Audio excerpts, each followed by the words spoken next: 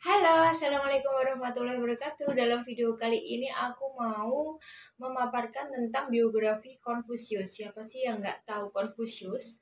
Beliau adalah filsuf dari Cina dan ada juga ajarannya di Indonesia itu ajaran Konghucu ya, yang kemudian oleh Gus Dur itu juga dijadikan salah satu agama resmi negara yang dulunya pada masa Orde Baru itu dilarang. Nah, siapa sih Konfusius?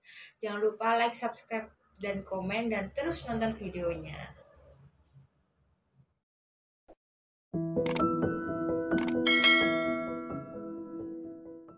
Nah, saya merujuk dari bukunya yang ditulis oleh Michael Hart, 100 tokoh paling berpengaruh dunia. Dia meletakkan Konfusius adalah orang yang paling berpengaruh, nomor 5.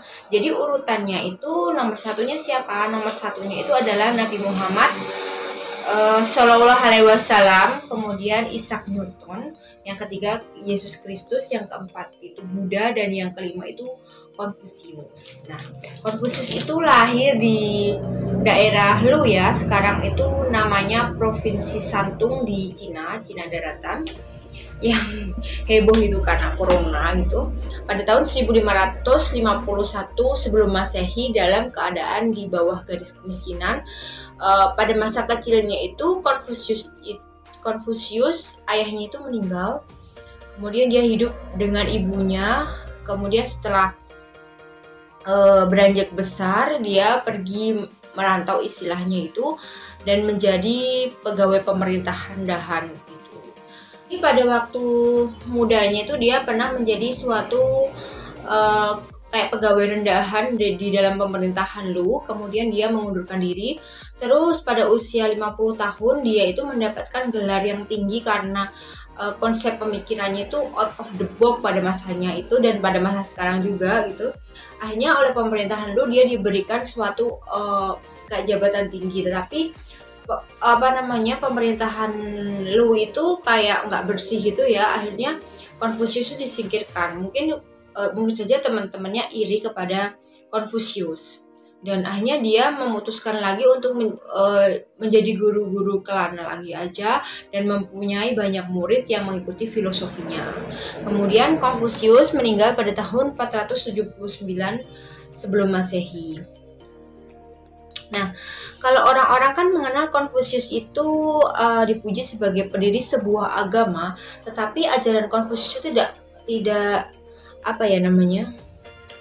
jarang sekali menggambarkan tentang agama. Dia jarang sekali merujuk pada suatu konsep yang maha kuasa. Bisa dibilang itu ajaran Konfusius itu menolak sekuler gitu. Dia lebih mengajarkan moral dan budi pekerti yang baik kepada para pengikutnya. Tetapi kan setelah beberapa zaman sekarang ini, ajaran Konfusius kan dijadikan suatu kepercayaan di dataran Cina, salah satunya juga di Indonesia juga. Itu kan kayak di kelenteng-kelenteng gitu kan ajaran Konfusius juga gitu. Tapi sebenarnya Konfusius itu tidak mengarah kepada doktrin suatu agama gitu. Dan dia tidak begitu percaya kehidupan setelah meninggal itu, tidak membahas itu dalam ajarannya menurut bukunya Michael Hart ini ya. Nah, Konfusius itu ajarannya lebih menekankan moral seperti saling menghormati antara keluarga, kemudian istri itu saling menghormati dan menghargai suami, begitu juga sebaliknya. Kemudian negara itu diciptakan untuk mengayomi rakyatnya, bukan untuk semena-mena menindas rakyat, seperti itu. Nah, ajaran Konfusius yang paling terkenal atau yang disebut Golden Rule seperti kalau kamu tidak mau diperlakukan orang lain yang jelek, kamu jangan memperlakukan orang lain dengan jelek gitu ya. Maksudnya apa yang Anda tidak ingin orang lain lakukan, jangan kamu lakukan kepada orang lain, seperti itu. Nah, dan cara pandang Konfusius itu agak konservatif ya. Percaya bahwa zaman keemasan itu sudah berlalu dan rakyat dan penguasa itu harus kembali ke zaman dulu begitu. Agak konservatif pemikirannya, agak sedikit kembali ke masa lalu karena kejayaan itu sudah berlalu seperti itu. Jadi ajaran Konfusius itu pada masa Konfusiusnya masih hidup itu tidak begitu diterima oleh dinasti Zhou. Tetapi setelah wafatnya Konfusius, ajarannya itu diterima oleh seantero daerah di Cina. Tetapi pada masa pemerintahan Shi Huangdi, ajaran itu kayak dihambat karena Kaisar Shi Huangdi itu tidak begitu cocok dengan ajaran Konfusius dan beberapa bukunya itu ingin dihancurkan. Tetapi masih dijaga oleh murid-murid setia Konfusius. Nah, setelah Kekaisaran Shi Huangdi itu hancur ya. Kekaisaran Shi Huangdi hancur itu, ajaran Konfusius itu menjadi ajaran yang legal di Cina dan banyak orang mengikutinya termasuk ke Indonesia juga.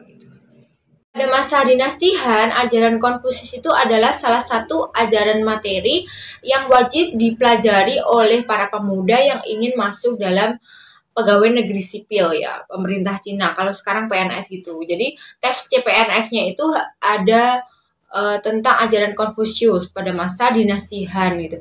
Jadi banyak para pemuda itu yang melakukan belajar tentang materi Konfusius atau ajaran Konfusius itu selama bertahun-tahun jika ingin lolos dalam tes CPNS ya.